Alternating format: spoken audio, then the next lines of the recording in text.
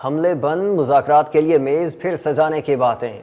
अमरीकी सदर Donald Trump कहते हैं दोहा में ईरान से मुज़ाकरात अहम हैं, देखते हैं क्या होता है।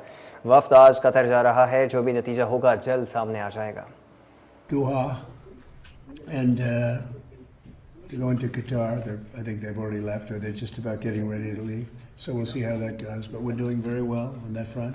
But the meeting in Doha is going to be perhaps important, perhaps not. We're going to find out. But we're winning militarily. It's almost won militarily, I would say.